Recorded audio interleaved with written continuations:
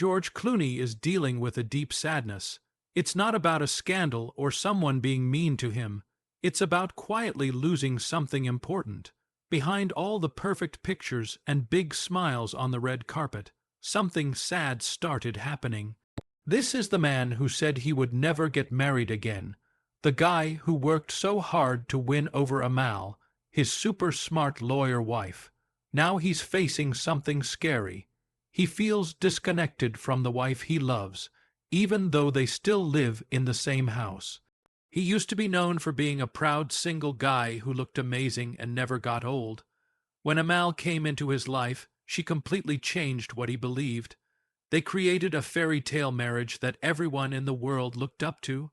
They seemed absolutely perfect, but then a crack showed up. It didn't happen with a big loud fight. It happened slowly over time as they both chased their own big goals. When George Clooney finally talked about it, he didn't make excuses or pretend everything was fine. He talked about his sadness. He explained how painful it feels to sit across from someone you love and feel like you're really far away from them. He admitted that sometimes you can't control everything, and that being quiet can hurt more than fighting.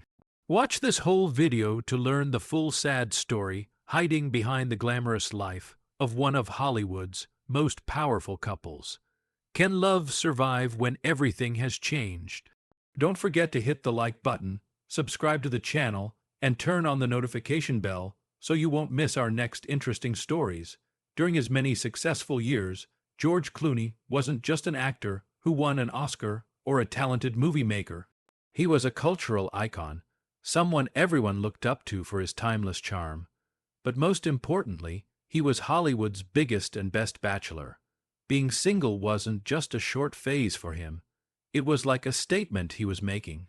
Clooney had promised himself he would never get married again after his short and pretty unhappy marriage to actress Talia Balsam in the early 1990s.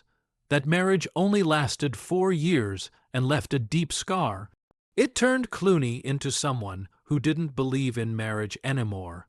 He would often turn his doubts into jokes on TV shows. In interviews, Clooney would make funny comments about being bad at marriage. He even bet thousands of dollars with friends like Michelle Pfeiffer and Nicole Kidman that he would never marry again. The more famous he got, the bigger the wall he built around his personal life became. While his friends like Brad Pitt and Matt Damon got married and had families, Clooney filled his life with busy filming schedules, trips to help people in Darfur, and late nights having fun and drinking at his villa. To everyone watching, George Clooney looked totally happy being independent. He wore his bachelor lifestyle naturally and with style. He enjoyed a life without having to promise anything to anyone. He kept moving to different houses, changing projects, and never had to compromise with anyone about where to put a couch or which movie script to choose. But the people who knew him best could sense a quiet loneliness living inside this amazing man. It was a type of loneliness that fame, money, or short relationships could never fix. He hid that loneliness really well with smart jokes and irresistible charm. He was the life of every party. But after everyone went home, he was still alone in his big house with his beloved pet pig named Max, until Max died. Then in the summer of 2013, fate came knocking in the most unexpected way. Right at the place where he thought he found peace, his villa on Lake Como in Italy. A mutual friend, a journalist named Nick Kakukov, brought a woman to dinner without telling Clooney ahead of time. Her name was Amal Alameddin, someone completely outside the Hollywood world. She was a brilliant human rights lawyer. She went to school at Oxford and New York University. She was famous for representing really complicated international cases and arguing in front of the United Nations and the International Criminal Court. Amal wasn't just intelligent and sharp.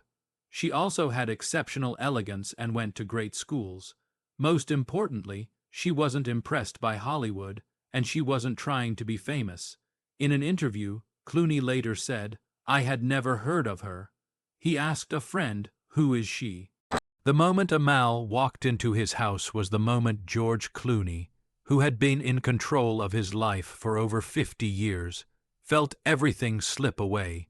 He said the feeling was almost supernatural, like something magical. It felt like something had shifted. Everything was different in every single way. For Clooney, who always wanted things to be stable, Amal showing up was like an emotional earthquake. Their romance moved quickly, but had real meaning. Unlike any of Clooney's past relationships, he had to win her over in a completely new way. He couldn't just use his fame, he had to be sincere. He sent handwritten letters and emails. He had to wait for her approval. She was a woman who valued her work and responsibilities more than anything else. By April 2014, after only 7 months of dating, George Clooney decided to break his promise to stay single forever. He planned a romantic proposal by setting up a special dinner in his kitchen in Los Angeles. The proposal is one of the most awkward and funny events in Hollywood history. Clooney had hidden a 7-carat diamond ring in a drawer and asked Amal to get a lighter. She almost didn't open the drawer with the ring. When she finally saw it, she was completely surprised. For the next 25 minutes, Amal just stared at the ring, shocked and silent. Clooney was kneeling on one knee and started to feel worried, and his knee started hurting. He kept asking, "Are you okay?" and "I hope you'll say yes." As the silence went on and on, George's worry turned into desperate humor. He said, "I'm 52 years old, and my knee is about to give out." That practical plea finally broke the silence. Amal laughed and said yes. Clooney later said that right after she said yes, he played a romantic song by his aunt. He felt like the happiest person in the world. 6 months later, in September 2014, they had a big, fancy, and romantic wedding in Venice, Italy, the city of love. The celebration lasted 3 days. They were surrounded by close friends, really famous stars, and tons of global media who believed this was the ultimate fairy tale ending. For a while, it really was. Clooney went through a huge personal change. He stopped being the guy who drank late at night and became a family man. He learned to share his space and his life. When their twins Ella and Alexander were born in 2017, George said it was the greatest moment of his life. He wasn't just a father. He was a really dedicated one who helped with everything in raising his children. The couple built a solid home, not just on Lake Como, but also in Provence, France. It was a peaceful estate where they could raise their children away from the Hollywood spotlight. Together, they started the Clooney Foundation for Justice.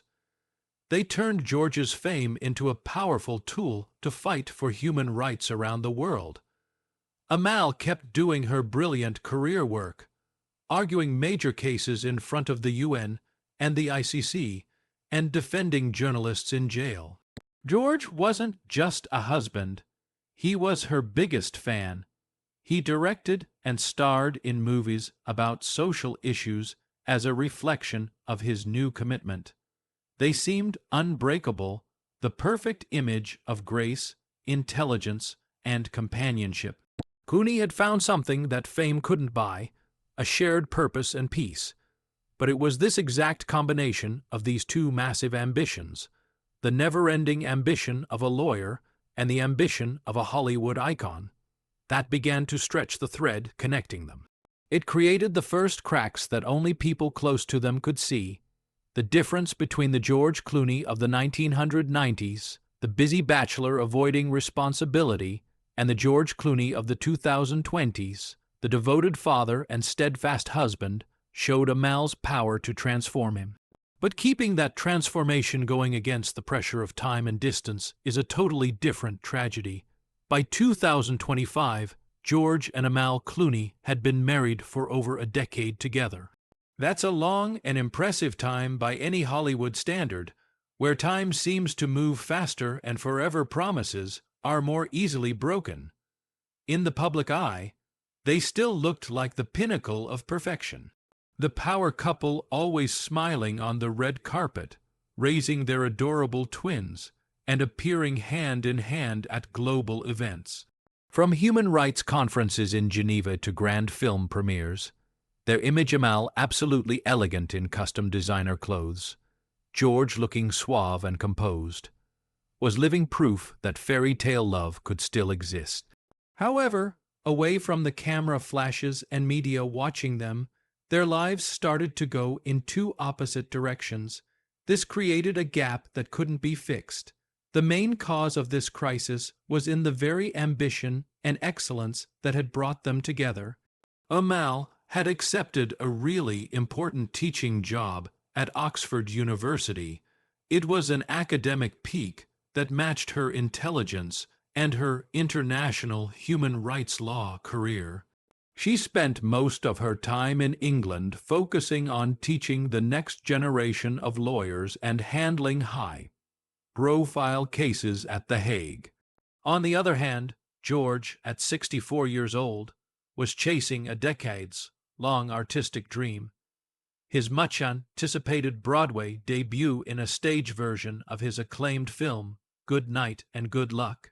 This project required him to be completely focused in New York City, a loud and hectic place far away from the peace of Provence or Como. For the first time in years, they weren't just emotionally distant. They were living on separate continents, divided by the Atlantic Ocean and different time zones. People close to the couple started revealing to tabloids like Radar Online that this wasn't just the normal separation of two busy professionals. It was deeper, a silent trial separation, a temporary solution neither of them wanted to say out loud because they were afraid of shattering the perfect image they had built. Amal and the children Ella and Alexander stayed in England, living in her orderly and highly structured academic world. Meanwhile, George went through long, tiring rehearsal nights in New York. After the performances ended and he felt lonely, he often found himself alone in his apartment, drinking alcohol that he had promised to stop drinking years ago. It was a worrying relapse, a sign that the self-control Amal had inspired was falling apart under the pressure and loneliness. Being separated like this is not easy. An inside source said this, summing up the situation in a short but heavy statement. They are fading apart, not fighting, just fading. This state of fading was Clooney's biggest fear. He was someone who always prided himself on having a relationship without conflict. In an interview with CBS Mornings in April 2025, George laughed and said confidently, "We still haven't found anything to fight about." It was reported as proof of a perfectly flawless marriage. But relationship experts were quick to warn that such complete harmony can hide something dangerous: silence. When couples avoid fighting, they often push down their hurt feelings. Frustration builds up, and exhaustion sets in. They choose to smile and put up with things until one day there's nothing left to say, and that silence becomes a huge gap. Amal's life in Oxford was very purposeful and organized. Lectures, meetings with students, and complicated legal cases. She lives by her mind and her ideals. George admired her a lot, but that admiration started to come with a feeling of guilt and self-doubt. He told the New York Times that when they met, he never thought he had a chance with her. She was 17 years younger than him, incredibly intelligent, and already had everything she needed: a career, a purpose, and independence. The age difference, which used to be a charming detail, now created a gap in the pace of life. He is 64, she is 47. Their lives are running at different speeds, one analyst said, pointing to the tension between a man looking for peace and a woman still at the top of her professional success. George slowing down after finding love was highlighted by Amal's nonstop moving forward. The limit of their marriage strength wasn't set by shouting or cheating, but by a single night. The Tony Awards night in June 2025. George Clooney showed up with Amal in New York, and for the cameras, they looked perfect, elegant, in sync, and glowing under the lights. But as the celebration went on, the line between joy and escaping reality started to blur. After years of staying disciplined for Amal, George decided to make up for all his abstinence in one night.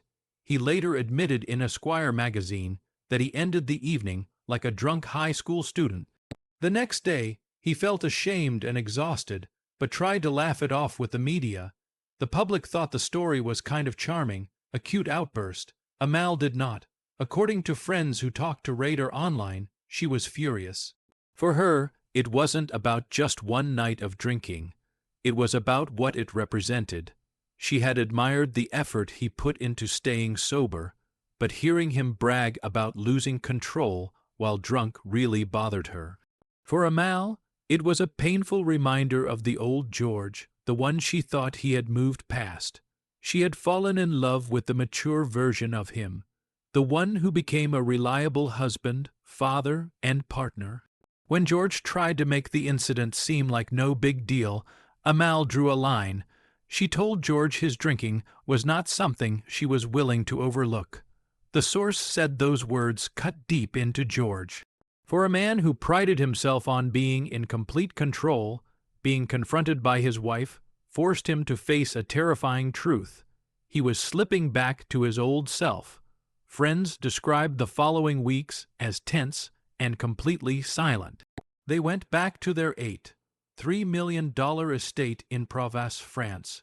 This place, surrounded by olive trees, vineyards, and absolute quiet, should have been their safe haven. However, the silence only made the distance between them louder. Amal spent her mornings working remotely on international legal cases. George wandered around the gardens, practicing lines for his upcoming Broadway play. At dinner, the conversation was polite but shallow, and didn't have any depth. "She doesn't find the wild nights charming or funny," a family friend explained. "She has 2 young children, a demanding career, and a strong sense of order. The last thing she wants is careless behavior messing up their family life." This difference in their main values became clearer than ever. By March 2025, rumors of a trial separation were spreading out of control. Amal had taken the twins to England because it was convenient for her Oxford teaching job. George, on the other hand, stayed in New York to chase his Broadway dream. From the outside, they kept up the perfect act. George talked about Amal's work with admiration. Amal said she supported his theater commitments. They tried to bridge the distance with small moments, daily FaceTime calls showing Ella's drawings and Alexander's laughter, but the physical distance had stretched their emotional connection to its limit. They were used to being apart for a few days. An insider said, "But this time is different. It's testing them in ways they never expected." Amal's Oxford schedule was ruthless, demanding total focus. George's Broadway life was the complete opposite: long rehearsals, late shows, and the silent loneliness after the applause. They were living in parallel worlds. Neither of them was wrong. They were simply trying to live fully in their purpose.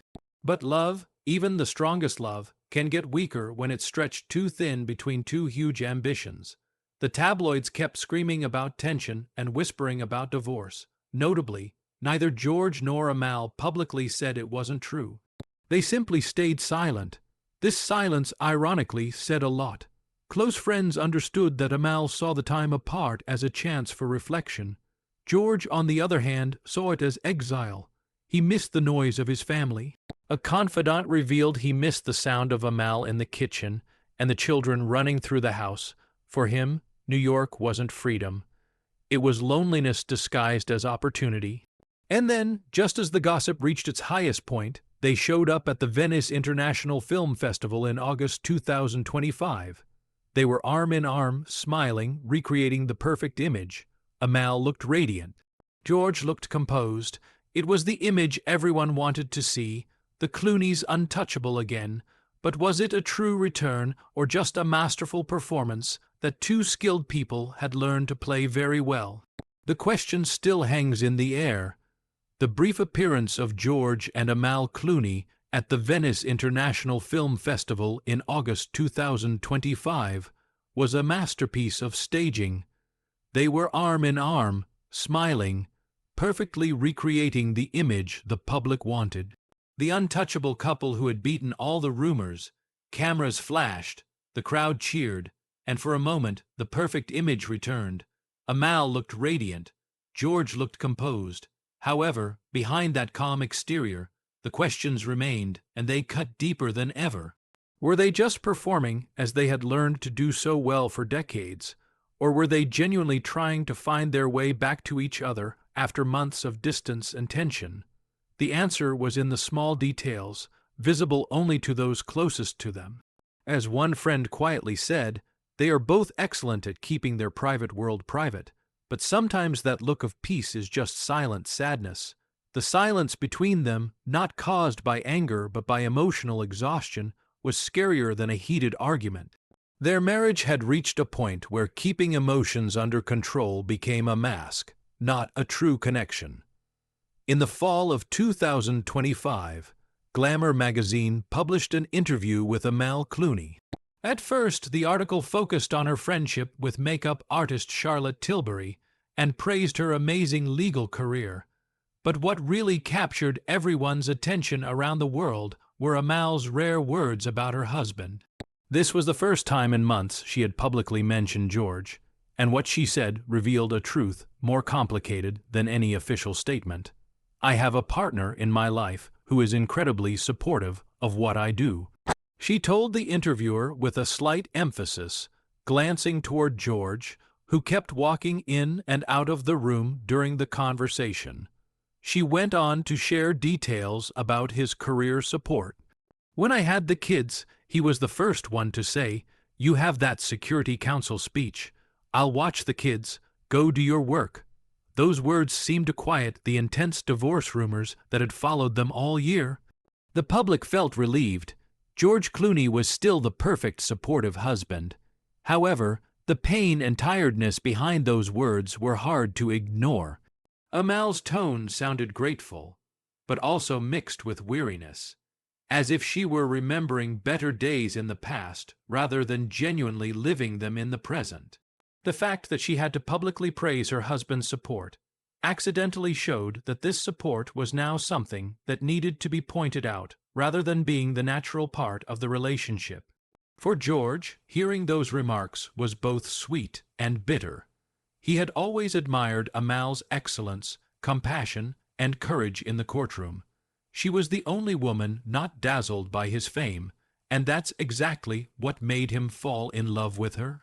But those same great qualities sometimes reminded him of what he was losing, the feeling of being her equal, the age difference. He is 64, she is 47, and the difference in energy and pace of life created an invisible gap.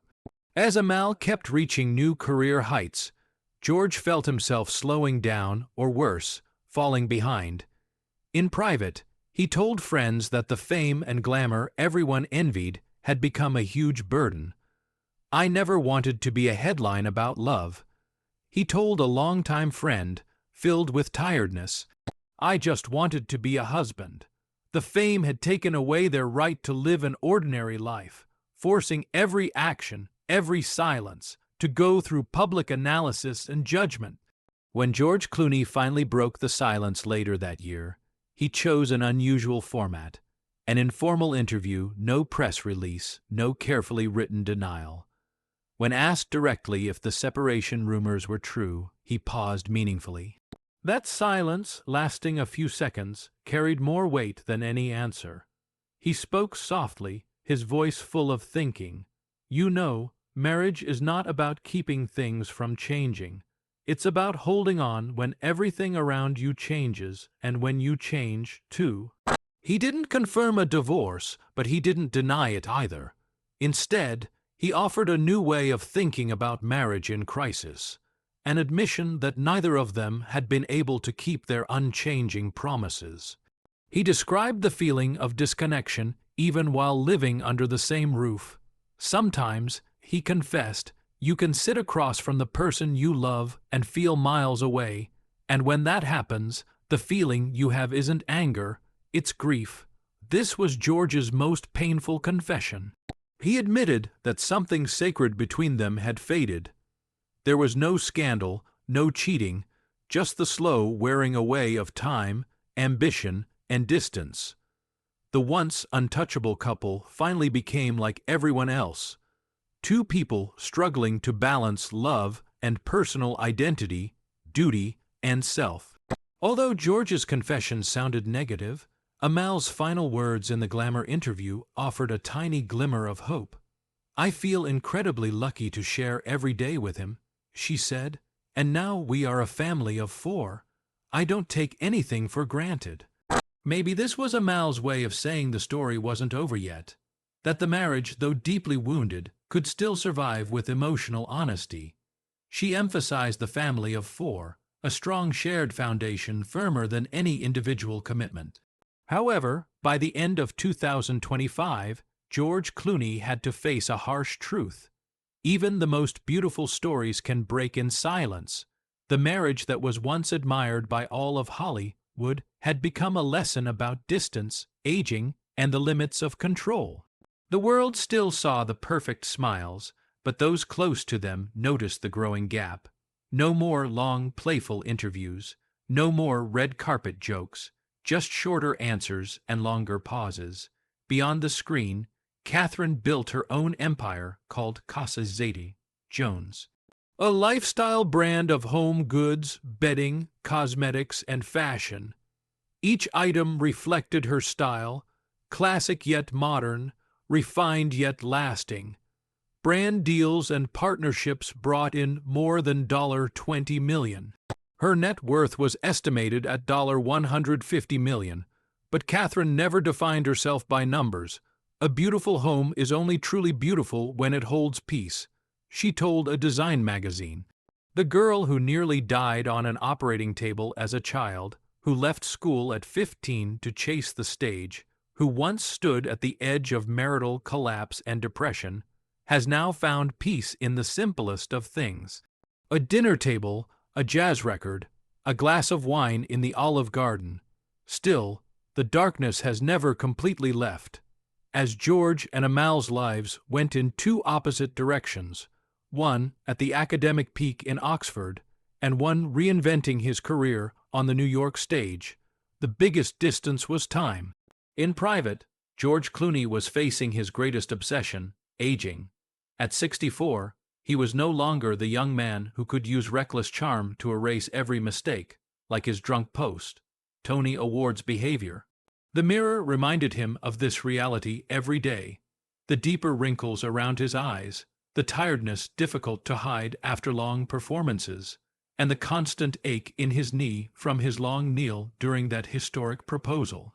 Meanwhile, Amal, 17 years younger than him, stayed radiant, full of energy, and defined by intelligence and relentless momentum. She was an eternal force in her field, always pushing forward. George himself once pointed out this painful difference. He used to joke, "I used to be the one moving too fast. Now she's the one running ahead, and I'm just trying to keep up." That statement, at first light-hearted humor, contained the entire truth about their marriage. The difference in life's pace had created a huge gap. He was looking for stillness and nostalgia, while she was chasing the next victory on the international stage. Their house in Provence, once a paradise filled with family and friends' laughter, had become a place for George's lonely thinking. It was no longer a retreat, but a form of self-imposed exile. George spent long evenings walking through the olive groves among trees that offered stability and permanence. In his hand sometimes was a glass of wine that he promised himself would be the last. This return to the habit was no longer the irresponsible rebellion of the Golden Bachelor. It was resignation. He didn't drink to celebrate, but simply to remember what it felt like when life was simpler. When he and Amal first started, when everything seemed within reach, the relapse into drinking was a desperate attempt to hold onto the feeling of past peace, a way to comfort himself in his loneliness. He often remembered the night of the proposal, the intense anxiety and his desire for her to say yes. "I think I just wanted to prove that I could be someone's forever," he told a close friend, his voice full of reflection. But forever is harder than I thought.